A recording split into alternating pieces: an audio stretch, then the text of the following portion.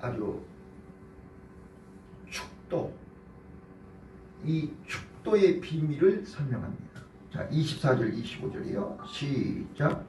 능히 너희를 보호하사 거침이 없게 하시고 너희로 그 영광 앞에 능히 없이 즐거움으로 서게 하실 자 곧 우리 주 홀로 하나님 하나님께 우리 예수 그리스도로 말미암아 영광과 위엄과 권력과 권세가 만물로부터 이제와 세세에 있을지어다. 아멘. 예. 오늘 우리는 주일날부터 계속 시간 말씀드리지만 우리는 연약합니다. 에노스라 그랬잖아요. 에노스. 우리가 연약하고 부족하고 약하고 흠이 많고 허물이 많고 병들어 아프기 때문에 하나님의 이름을 부르기 시작했다고 그랬어요. 이게 뭘 의미하는지 아시죠? 자기 자신을 깨닫는 순간 하나님을 찾게 되겠습니다. 자기의 연약함과 부족함을 느끼는 순간 하나님의 은혜가 필요한 것입니다. 자, 그래서 오늘 우리는 사단의 역사, 거짓 영들이 나와 여러분을 흔드는 것을 보는 눈이 열리시기를 바라요. 자, 에덴 동산으로 한번 가보자고요. 제가 지금 요즘 계속 창세기를 강의하니까, 자, 지금 자기 주의를 지키지 않고 자기 처소를 떠난 천사들이 뱀이죠. 뱀으로 아담과 하와를 넘어뜨린 것입니다. 자, 아담과 하와가 넘어졌다 그 말은 다른 말로 바꾸면 믿음의 도를 지키지 않았다 그 말이에요. 하나님의 말씀을 지키지 않았고 하나님을 사랑하는 마음이 식었고 하나님에 대한 신뢰가 깨졌다 그 말이에요. 오늘 우리는요, 하나님을 사랑하는, 하나님을 믿는, 하나님을 신뢰하는 믿음이 깨지면 우리는 여지없이 사단이, 뱀이 그 틈을 타고 들어온다는 사실을 아셔야 돼요. 자, 그래서 우리를 어둠의 영으로, 어두움으로 끌고 가버립니다. 자, 우리 마음이 어두워지면 그때부터 이게 원망불평이 나오기 시작합니다. 감사해야 할 것이 원망불평으로 바뀐다 그 말이에요. 그게 에덴 동산에서부터 지금까지 이어집니다. 그게 창세기입니다. 자, 보세요. 자, 에덴 동산에서 나온 창세기 3장에서 에덴 동산에서 쫓겨나서 4장부터 보자고요. 지난 주일날 내가 4장 설교했으니까. 자, 가인과 아벨. 단순한 살인이라고 생각하세요?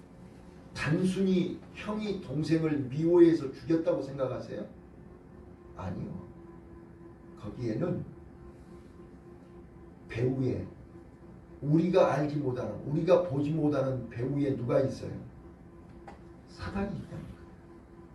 행복해야 할 가정을, 행복해야 할 형제간의 사랑을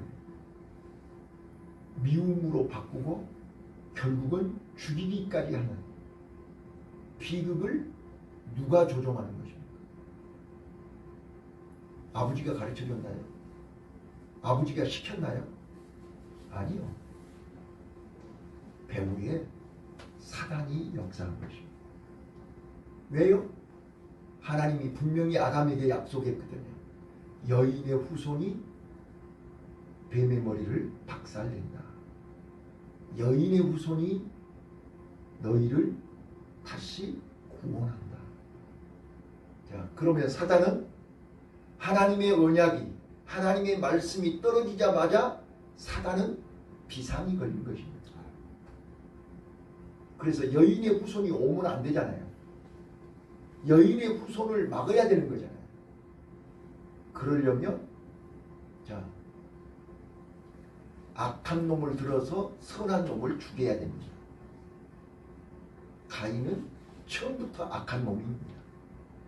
그래서 여기 가인의 길이 나오는 것입니다. 이 말을 알아들으셔야 돼요. 처음부터 가인은 악한 놈이라니까요.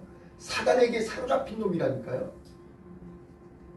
그래서 사단의 심부름으로 동생 아벨을 죽인 것입니다.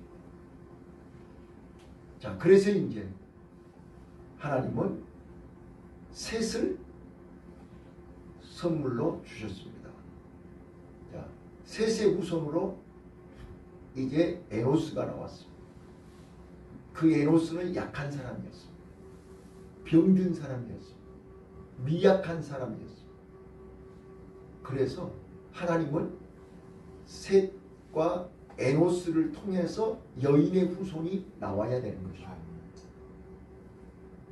그래서 이제 쭉 지난 주일 오후 예배에 말씀드렸던 것처럼 이게 게난, 마할랄렛, 야렛, 에노 이렇게 쭉 이어서 그 다음에 이제 노아까지 나왔습니다. 근데 노아의 세 아들을 낳게 하시고 5장이 끝나고 이제 6장에 하나님이 물로 홍수 심판하십니다. 홍수 심판 이후로 이제 그들이 또 셈과 함과 야벳 이 세 노아의 세 아들로 새 역사가 시작되는데 그들 역시 또 사단에게 속아서 바벨탑을 쌓지요. 바벨탑을 쌓습니다. 그래서 하나님이 또 흩으셨습니다. 자, 잘 봐보세요. 다 흩어버렸습니다. 하나님은 여인의 후손을 메시아를 보내야 되잖아요. 자, 그래서 셈의 후손 중에 아브라함을 택하신 것입니다. 아브라함이 하나님 앞에 찾아간 게 아니에요. 하나님이 아브라함을 찾아오신 거예요.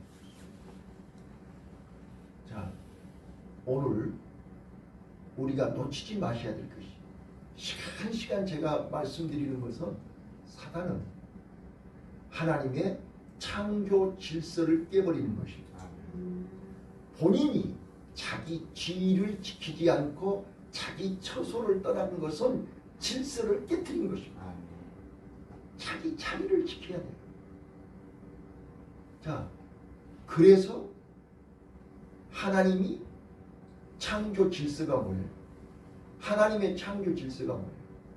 첫째 날부터 여섯째 날까지 순서대로 위에서 아래로 순서대로 만드셨어요. 마지막 날 우리 인간을 만드셨고 그 인간에게 이름을 지어주셨고 그 인간으로 하여금 다스리고 정복하라고 말씀하셨어요. 그런데 사단에게 속아서 이제는 자기가 하나님 자리에 눈이 밝아져서 하나님처럼 되려고 자기 자리를 피조물의 자리를 지키지 아니한 거죠. 그거의 불순종 아니에요? 그거의 불신앙 아니에요? 하나님을 향한 사랑이 식은 거예요. 오늘 나와 여러분도 하나님을 향한 사랑이 식는 순간 우리는 자리를 지키지 않아요. 하나님을 향한 사랑이 식어버리면 하나님을 의지하지 않아요. 하나님을 신뢰하지 않는다니까요. 그리고 자기가 하나님 자리에 앉아서 자기가 주인 노릇하고 앉는 거예요. 그리고 자기에게 필요한 우상을 만드는 거예요. 왜? 자기 한계를 자기가 아니까. 그래서 나를 도와줄 우상을 만드는 거예요. 그래서 돈이 우상이 되고 명예가 우상이 되고 세상 것을 잔뜩 쌓아놓고 그것을 바라보면서 만족해하며 즐거워하며 그것으로 우상을 위안을 삼는 거예요. 그래서 하나님이 어리석은 부자야 오늘 밤에 네 영혼 데려가며 이것이 누가 주인이 되겠느냐 그러신 거예요. 자, 아브라함을 불렀는데 하나님이 아브라함을 불렀는데 사단이 그냥 내버려 둘까요 안 둘까요? 모든 사건 속에 모든 역사 속에 배후의 사단의 역사를 보라니까요. 이게 보여야 계시록이 보인다니까요. 자, 아브라함을 하나님이 부르셨어요. 자, 75세 하나님이 자녀도 없고 아무것도 없는 놈을 불러서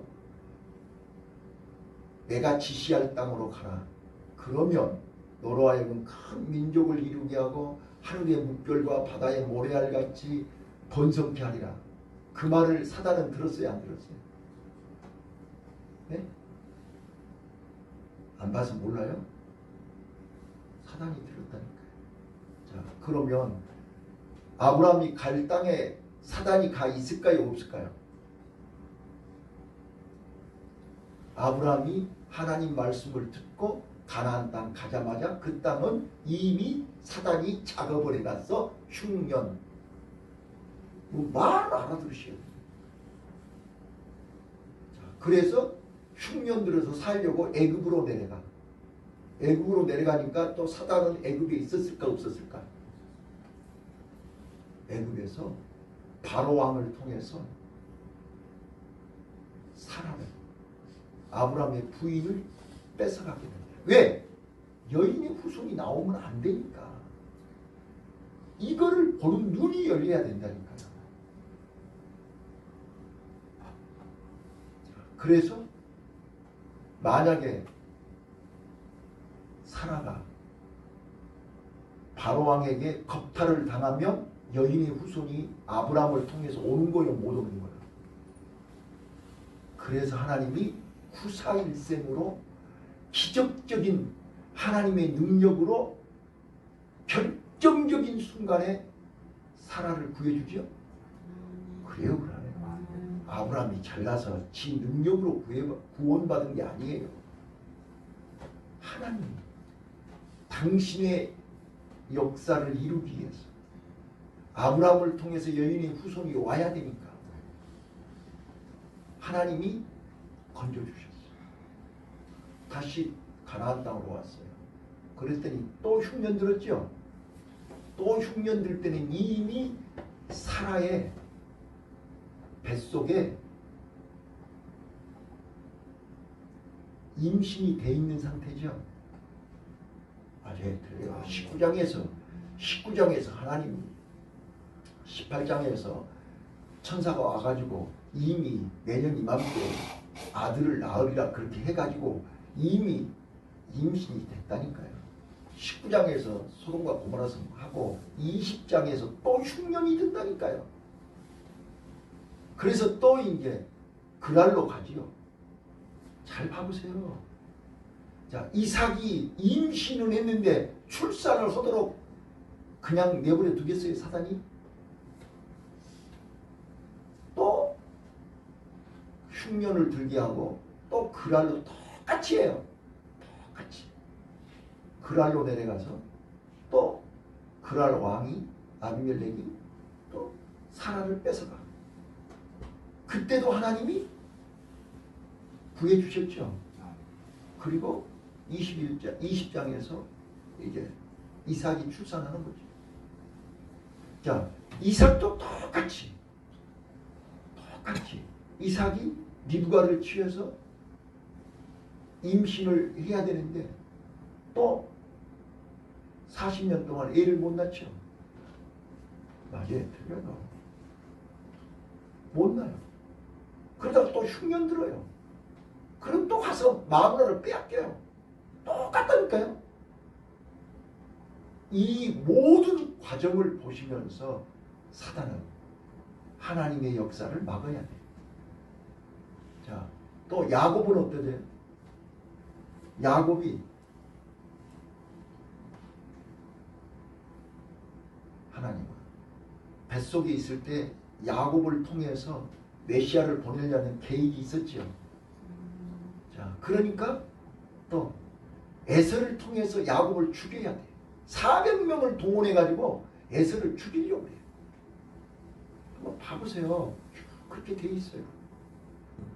자, 그래서 그 야곱의 12아들 중에서 첫 번째, 두 번째, 세 번째, 네 번째 다 우리 말로 싹수가 없으니까 하나님은 요셉을 통해서 사단이요 얼마나 악랄하고 잔인하냐면요 도저히 안 되겠으니까 기근으로 지금 트리기에 지진으로 지금 33,000명 지금 뭐 아무튼 기하급수적으로 사망자가 늘어나고 있는데 지진으로 그냥 몰살을 시키는 것처럼 이제 기근으로 모든 사람들을 다 7년 기근으로 몰살을 시킬 계획으로 역사를 꾸미고 있어요. 그래서 하나님이 요셉을 미리 애굽으로 보냈고 애굽에서 총리가 되게 했고 하나님이 미리 다 가르쳐줘서 꿈으로 다 가르쳐줘서 기근을 대비하게 하셨어요. 맞아요. 우리는 우연히 됐다라고 하지 마세요. 하나님의 계획입니다. 자, 사단은 지금도 나와 여러분의 개인적으로 가정적으로 흔들고 있습니다. 이것이 영적으로 해석하면 우리는 나를 지키라는 하나님의 음성입니다. 나를 지키고 우리 가정을 지키고 우리 교회를 지키고 하나님의 역사를 지켜야 되기 때문에 우리는 믿음의 도를 위하여 싸워야 되는 것입니다. 기도하겠습니다. 하나님 아버지 감사합니다.